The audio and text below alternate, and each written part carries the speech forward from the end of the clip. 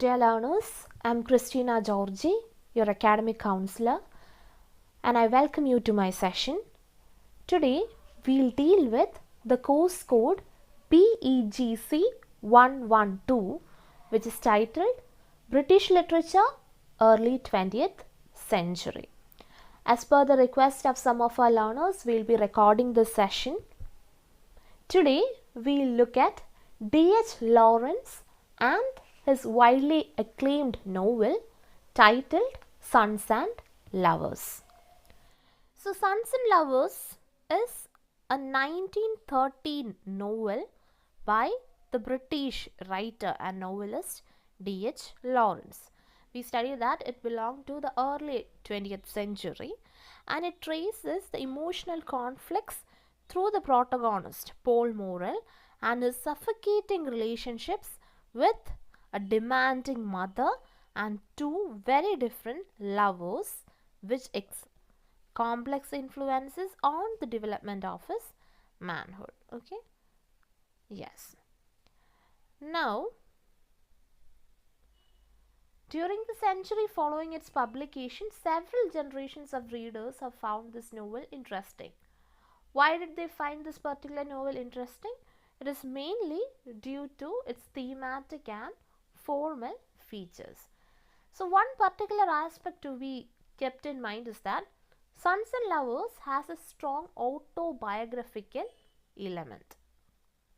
Since it is clearly set in the East Midlands, that is the English East Midlands, it also falls into the category of the regional novel. We will discuss all these aspects one by one. Firstly, if we try to focus our attention towards the autobiographical elements, we also need to discuss a few other aspects as well. That is, this novel, or rather the roots of this novel, are clearly located in Lawrence's life. Remember, we discussed his life and works, and there we met the father, the mother, the childhood girlfriend, and others, right? Yes.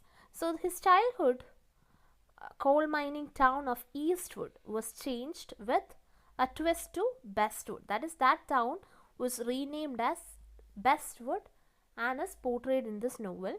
Walter Morrell in this particular story was modeled on Lawrence's own father, Arthur. We also mentioned him.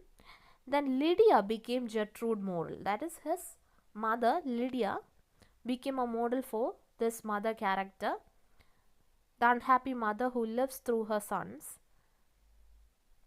Then Jessie Chambers is actually Miriam Lever in this novel.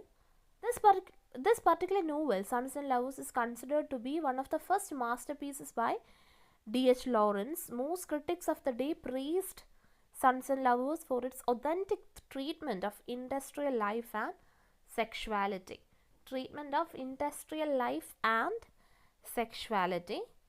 There is evidence that Lawrence was aware of Sigmund Freud's early theories on sexuality, and Sons and Lovers deeply explores and revises one of the major theories by Freud, which is that Sons and Lovers reflects the Oedipal complex. Yes, that is the theory that is mentioned here.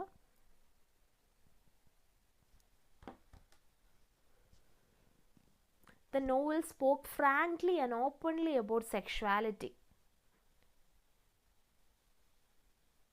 and highly metaphorical language is also used in the novel.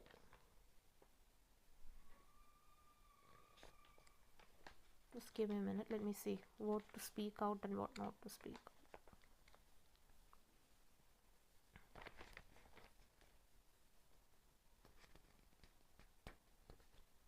So this autobiographical aspect is mentioned as part of Unit 8. Okay, you have a detailed overview, and it is there that it is said that it is also a Bildungsroman. Page number 36, paragraph 2, first line. So a quick mention regarding the structure of the novel and its publication. Sons and Lovers, as I mentioned, is published in 1913, and it was Lawrence's third novel. So which were the first and second novels? The first novel was The White Peacock, published in 1911. The second novel was The Trespasser, published in 1912. Remember I mentioned Ford Madox when we discussed the life and works? Yes, it is this editor who helped to get his earliest work published, and he was the one who suggested that Lawrence should write realist fiction. Accordingly, he began to work on a novel titled Pole Moral, and later the title got changed. This novel, which was based on events in Lawrence's own early life and on the lives of his friends and extended family, was kind of working class fiction. So his two earlier novels had been romantic in style, but he adopted a more realist style in this particular work, Sons and Lovers. So ever since 1909, he had been writing plays and short stories in this particular style of realist fiction. Remember that? So he took around 2 years writing and revising this particular novel. There were 4 drafts in the final drafts, and Lawrence changed the title to Sons and Lovers. The first title was Pole Moral. Now the title is Sons and Lovers. So this change of title was significant. Why is that so? It meant that Lawrence wanted to bring a new focus to the novel.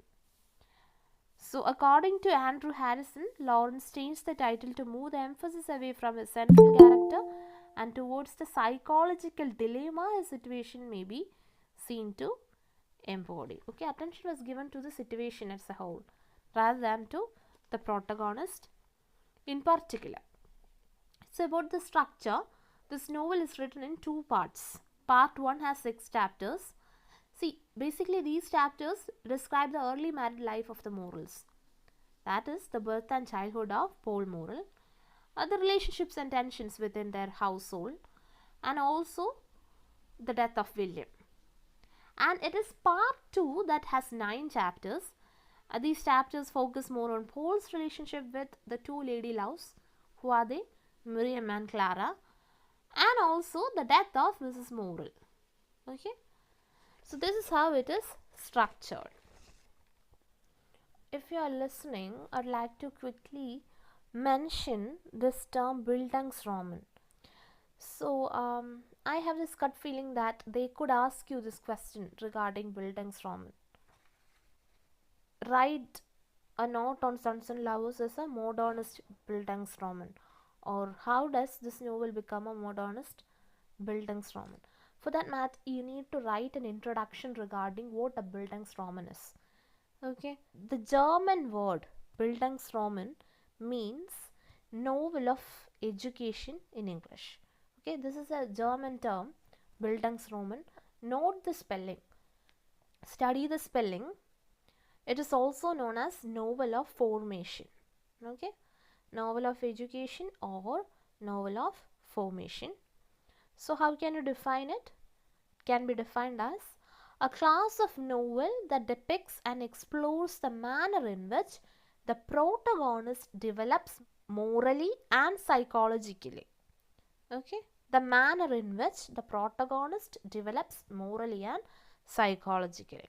Very often, a novel in which we see the growth of the protagonist is termed as a Bildungsroman.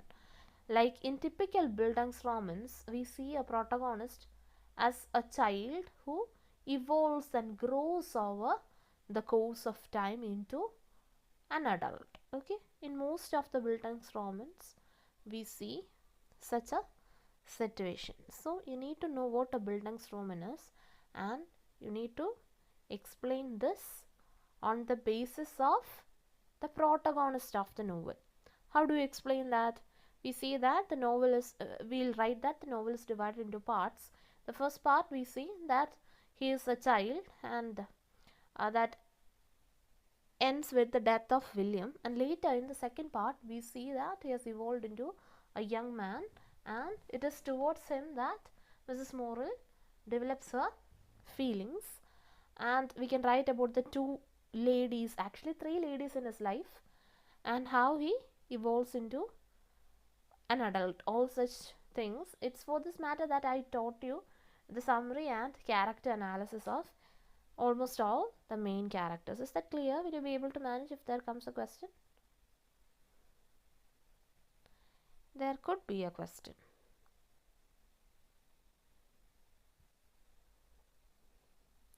Actually, it's given in the glossary.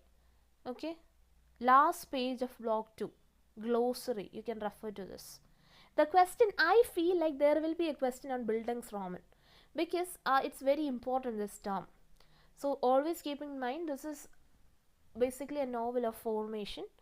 There is also another category known as the artist's novel, that is the class of Bildungsroman that deals with the youth and development of an individual who becomes a painter, musician, or a poet. Okay, an example is James Joyce's portrait of the artist as a young man. Here, you just have to mention Bildungsroman. If you want to score more, you can make a reference of this also, but keep a note of the spelling. Okay. Now, let's focus our attention towards Sons and Lovers as a regional novel. So we can say that Sons and Lovers qualifies as a regional novel as it is set in the mining districts of the English East Midlands, and it also fictionalizes the experience of growing up in this region. It is about the people of this particular region. So, Bridget Perk identifies a group of Midland writers, East Midland writers. 4 authors of the Midland area. They include Arnold Bennett, George Eliot, William Hale White, and D.H. Lawrence. It would be great if you could remember the names. All these are fellow writers who shared this idea of, regional writing. So, they share a common involvement with the region. Perk sees them primarily as realist writers and reads their fidelity to their landscapes in terms of their realism. So, this novel is set in the Northamptonshire and Derbyshire borderland. So, it's the first work by D.H. Lawrence. The first work is the White Peacock, written in the year 1911. That's the first work. So, many of his stories, D.H. Lawrence's stories, are set in the same region of the Midlands, focusing often on the mining community. So, Sons and Lovers appears to be a novel in the realist tradition.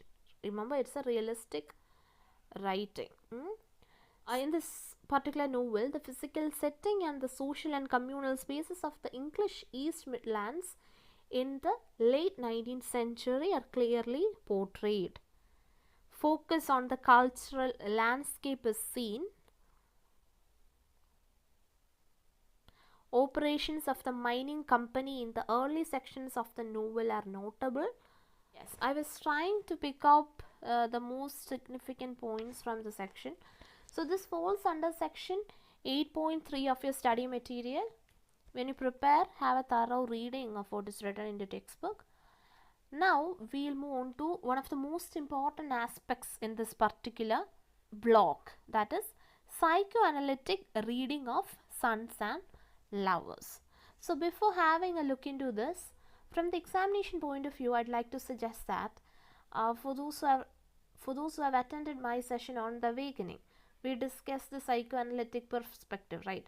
So for your TEE, I told you how to structure your introduction regarding psychoanalysis. I told you how to write an introduction on psychoanalysis. The same applies here also.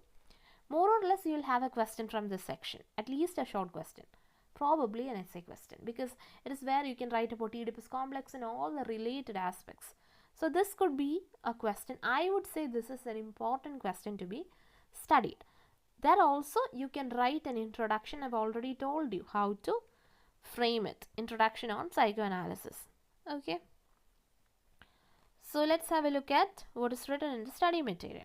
So several critics have pointed out that Oedipal theme of Sons and Lovers is very much interesting.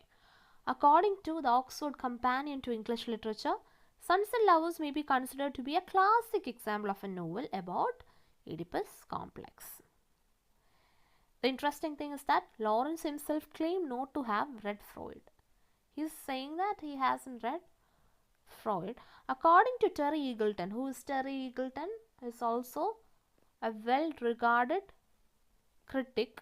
So Sons and Lovers, without appearing to be at all aware of it, was profoundly Oedipal novel. So according to Terry Eagleton, Sons and Lovers is an Oedipal novel.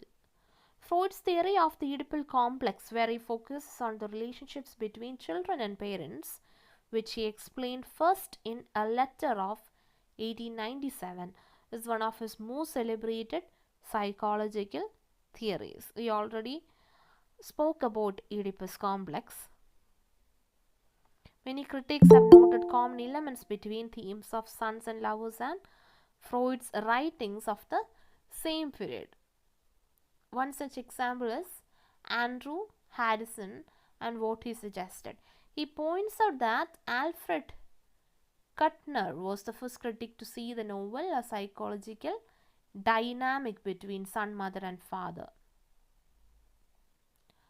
But Lawrence disapproved of the way Kuttner reduced the complexity of fiction to the schematic simplicity of theory.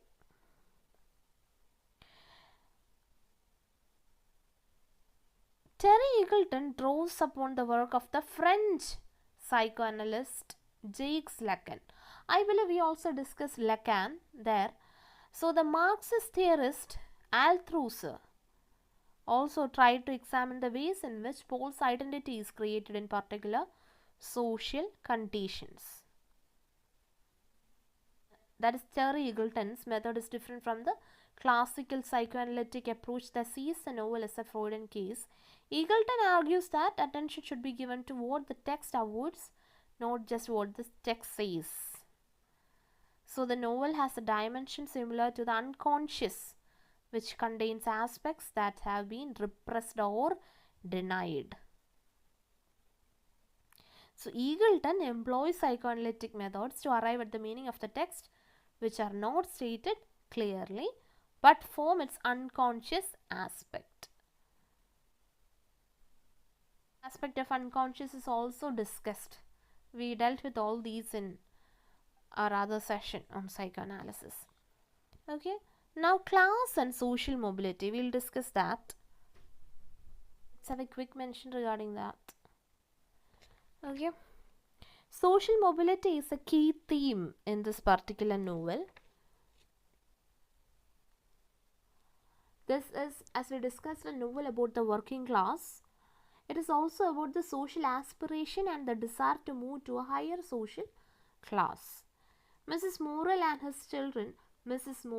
her children have a keen interest in avoiding the mining occupation. They try to become something else but not related to mining. It's partly because of her bourgeoisie preoccupation with the idea of getting on, and partly because the occupation is dangerous and insecure.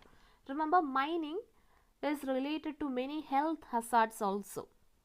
So as a consequence, Mrs. Morel encourages her sons towards clerical and office work, because such occupations are the paths to bourgeoisie society, the way to get on. So Sons and Lovers ends up being a novel about the mining community that avoids mining as an occupation and focuses instead on the kind of middle class work that interests its central characters. This is something important. You need to have an understanding on that. Okay, just that she never preferred her sons to be related to mining occupation. She wanted her sons to be office workers who suits the bourgeoisie middle class lifestyle of the times. Sons and Lovers, issues of gender. This is important. You need to have an idea. The novel reflects the operation of issues regarding gender and women's right in early 20th century British society. So early in the novel, Mrs. Morel is seen as if somebody who is suppressed by the husband. Miriam is an example where a woman is denied a chance of knowing, learning or doing anything simply because she is a woman. Clara has a heated argument with Paul on the issue of equal pay for men and women. All these are instances from the novel. Clara and her mother busy with their journeying work. It is tough work and obviously involves the hard labor of women, but still they are not well paid as men.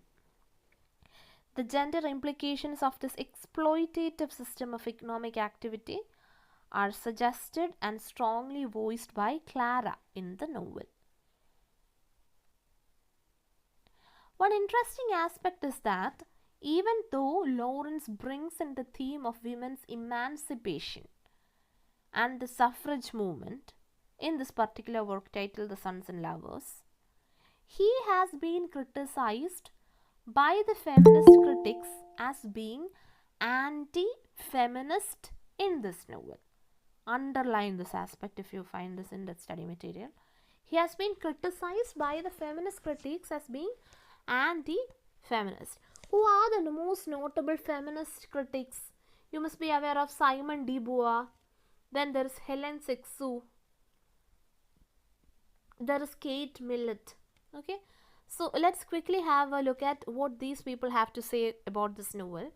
Simone de Beauvoir in The Second Sex accused Lawrence of seeing women in a role subordinate to men. That is, the women are often subjected or seen as if the other sex, where men is given priority. Then Andrew Harrison points out how Lawrence's portrayal in Sons and Lovers of the struggle for female emancipation angered the feminists, and Lawrence was attacked by Kate Millett in her book Sexual Politics. So in this work we can understand that Kate Millett admires Lawrence's depiction of working class life, but she is not happy with the way this novel is centered on Paul's needs, around which the female characters have no social or psychological existence of their own. Mrs. Morrill, for example, her entire life revolves around her children, and Millett interprets Sons and Lovers not as realism but as a heroic male romance. Okay, according to Kate Millett, it is a heroic male romance. So you can make use of all these points if they ask you a question regarding gender issues in this particular novel. Another point raised by feminist critics against this novel is that Lawrence shows Clara as returning to her husband, who has clearly abused her. Even if the husband has been abusing her, it seems like she has returned to the husband. According to the feminists, that's not acceptable. That is, they say Clara is produced or presented as if a meek sheep and delivered over to a man she hated and left years before. So that was something unacceptable. And Millett points out several such instances in the novel. So hence, according to the feminists, D.H. Lawrence is being an anti-feminist in this novel, and he has tried to present a heroic male romance. So that's all regarding the issues of gender in early century Britain with respect to Sons and Lovers. So we have come to the end of this particular novel and related discussions. We started off with an introduction to the life and works of D.H. Lawrence. Thereafter, I gave you a brief summary of this particular novel. We had a look at the major characters and a few minor characters of this particular novel. Thereafter, we discussed the major themes, and later we moved out to the autobiographical aspects of this particular work, and we progressed to the major concerns. Before that, we looked at the publication details and the structure of this particular novel. About the concerns, the chief concerns, we studied how it became a regional novel. We discussed the psychoanalytic reading of Sons and Lovers. We had looked at the class and social mobility, and finally the issue of gender. From the TEE perspective, one of the most expected question is the psychoanalytic reading of this particular textbook. Dear learners, this is the first ever TEE for this particular paper. So it is my gut feeling that there could be the following questions. Take a piece of paper and note these down if interested. If lucky, you will find the exact questions on your question paper. The first question, there could be a question, an essay question on psychoanalytical reading of Sons and Lovers. When such a question presents itself, you need to write about psychoanalysis and how Freud's theory is seen in this Sons and Lovers and how it can be explained with the content from the plot of this particular novel. The second question is regarding the autobiographical significance, the autobiographical elements. It could also be a question. Okay, for that matter, you need to be thorough with the life and works of D.H. Lawrence, and you need to compare and contrast. There is also a section given in the study material. Apart from that, you can give your own inputs also. For that matter, you need to be aware of the life and works of D.H. Lawrence. The third question, one important question from this particular block could be to analyze this particular novel as if a Bildungsroman. I already told you a Bildungsroman refers to a novel of formation, depicts the life of the protagonist, okay, from infancy to adulthood maybe, yes. So here, if such a question is asked, you need to write about Paul Morrell and his relationships with three women, Miriam, Clara and his own mother, how all these affect his growth and how he grows into an adult and things like that. It's also mentioned. And the fourth question could be the issues of gender. If you write that, you need to be familiar with the feminist critics also, Simone de Beauvoir, then Kate Millett, all these people, and how they say that he has become anti-feminist in this novel and how he has put the heroic male romance throughout this novel. So these are some of the most expected questions. There could be one sure essay question. There will be one sure essay question and one or more short stories. I believe a question would be definitely from these predictions that I made. Yes. So I hope the session was useful. That's all for today. Meet again next day with yet another topic. So thank you so much for joining me. See you next class. Thank you.